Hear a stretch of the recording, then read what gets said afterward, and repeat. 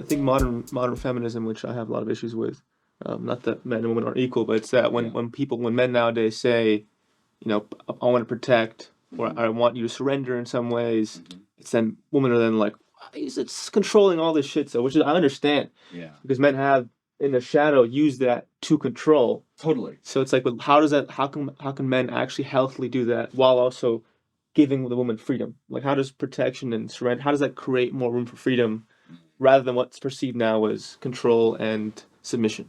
Yeah, I think men have to work on their shit. Like, they got to work on their nervous system and their capacity to handle themselves and allow them to do their thing. And I mean, unraveling their stuff without needing to fix them or change them to make it comfortable. Because most men, the manipulation, the little pseudo manipulation that happens is because they're not comfortable with the fuller expression of the feminine. And when she's really being herself and she's dancing and she's letting it go.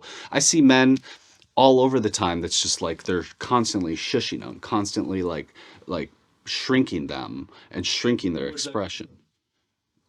Oh, that comes from just freaking decades and decades and decades of suppression of the feminine within ourselves. Like, but more so, like, what are we not wanting to feel in ourselves? That's more so like in that exchange of like, I can't deal with your full expression, and then having to manipulate and control.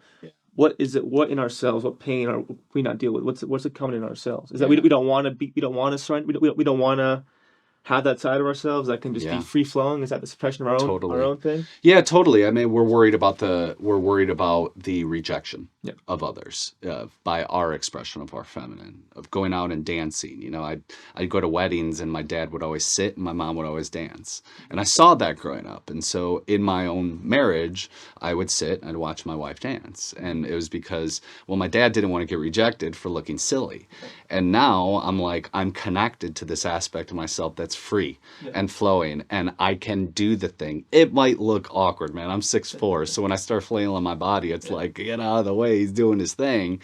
But I love this part of me, and so I think it gets back to love of our own full expression, so that we can appreciate and allow the full expression of our partners to just continue to blossom.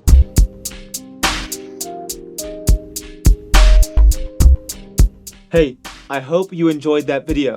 If you want to watch more content, click this video right here. And please don't forget to subscribe right here. Thank you.